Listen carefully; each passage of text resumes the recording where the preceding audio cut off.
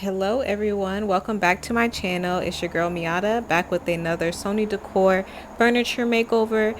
I'm starting with this two-door dresser which I got from Goodwill. I did a deep clean. As you can see, it's gross in here, but let me walk you through what happened. So first off, I'm repairing the underside of the dresser, sanding per usual. I'm just really scuffing up the area with that 60 grit, and then I'm cleaning it off. And then I'm using these paints, I'm mixing them together. I'm going to be playing off of this 4 square design that's already incorporated here. And I'm just going to be doing something with that. Here are the colors I used. I just kind of was winging it.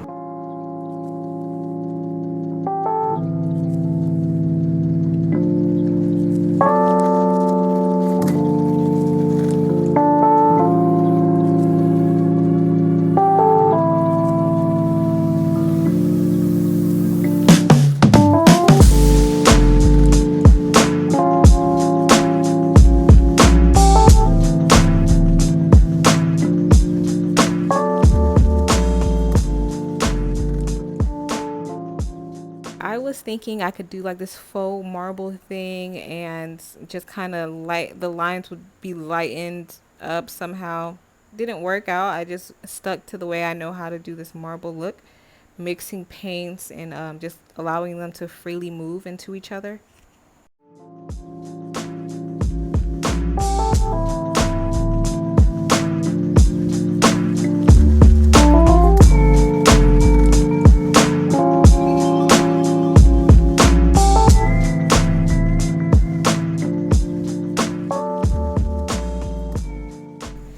When trying to do the marble effect, you're always thinning out your paint, so it does take quite a while for the paint to fully dry. I think it was like 72 hours later here. So I'm gonna be preparing the drawers now, so let's get into that. So here I'm replicating what I did to the top of the dresser, which is applying that base coat, which is a very deep green. I don't know if it's coming across on camera, but it's actually, quite a green tint to it, which is what I was going for. And so here I'm going to be doing my design. I've decided that I want one half to have a marble look and the other half to have a solid colored look. And once again, I'm failing at this thing that I've imagined redoing back to what I know, back to the basics. And I just kind of had fun with it. With marble, you can really do whatever you want.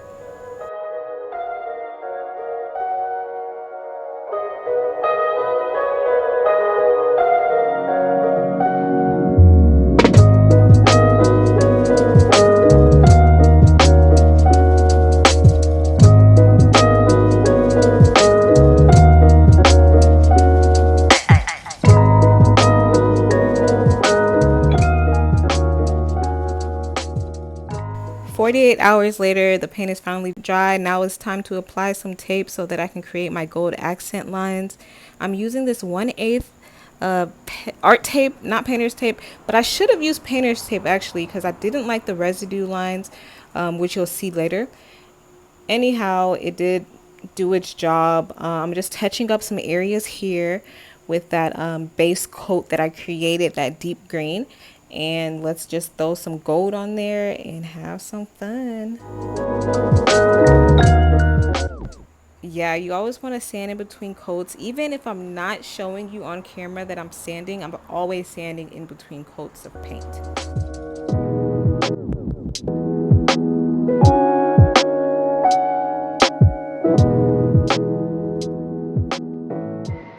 So these are the white residue lines that I'm showing you here, and I did just kind of finesse it and scrape it off and then repaint. But that blue painter's tape might have worked better. So that's my opinion on that.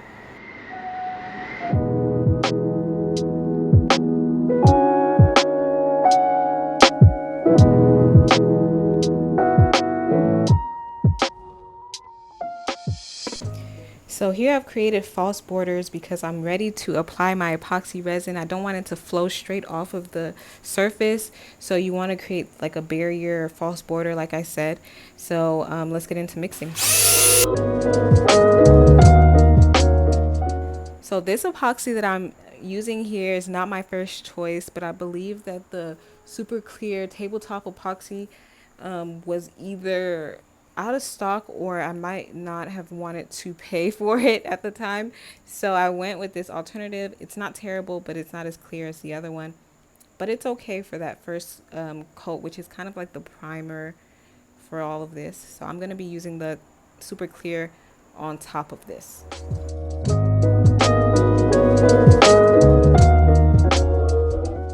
Pulling off your painter's tape before your epoxy resin fully cures definitely prevents jagged edges. So you can use a heat gun to help you if the epoxy is kind of stiff at that point, but definitely get that painter's tape off before it fully cures.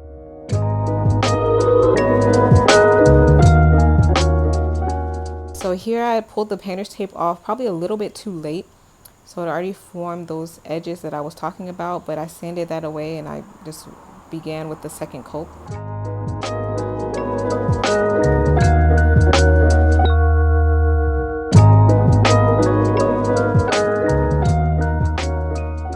I'm gonna get started with the hardware here. I'm scuffing it up with 240 grit. Then I'm going to spray paint it with metallic gold and I'm sealing that with Kmart varnish, which I'm gonna put a picture of here.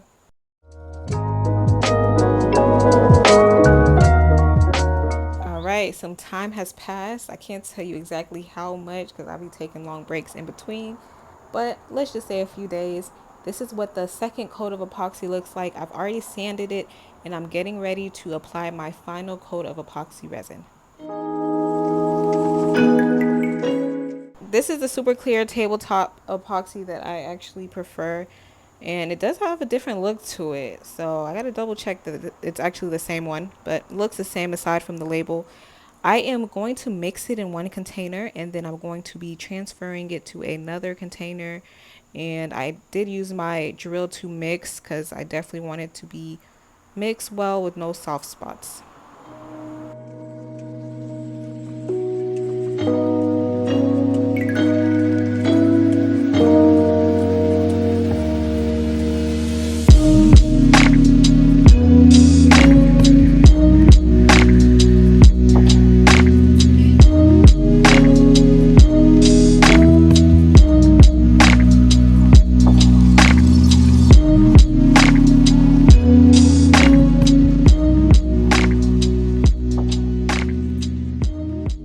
Let me just interrupt to talk about a little epoxy safety. I am wearing a ventilator mask on my face as well as gloves, which you can see, but you definitely want to do this in an open area, which I am on my porch. Just be safe when dealing with this type of epoxy resin.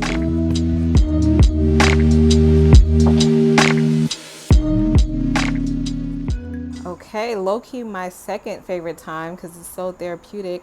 I am prepping the piece to be painted. I just cleaned it off very well and then started with that base coat.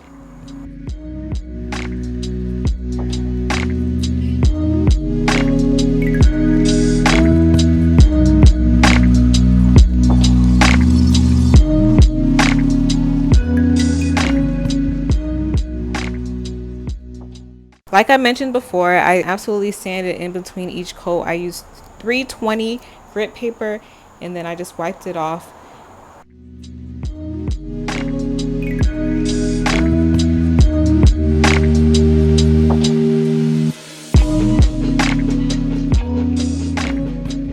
I just taped around the epoxy top just so I wouldn't get gold paint on there, and I'm just creating a gold border here, and I did about 4 coats just because it was very thin.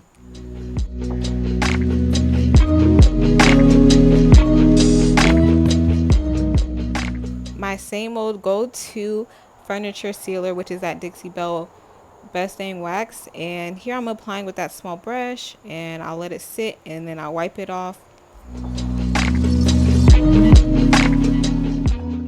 Using mineral spirits to clean off any gold residue.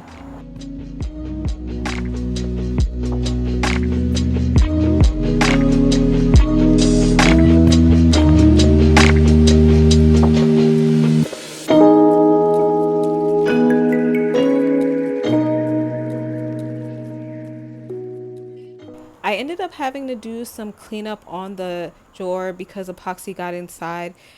Thankfully, it was just a little bit, so it didn't take too long. But here I am just drilling holes within to apply my hardware. Thank you so much for watching. Be sure to like, share, and subscribe. See you next time.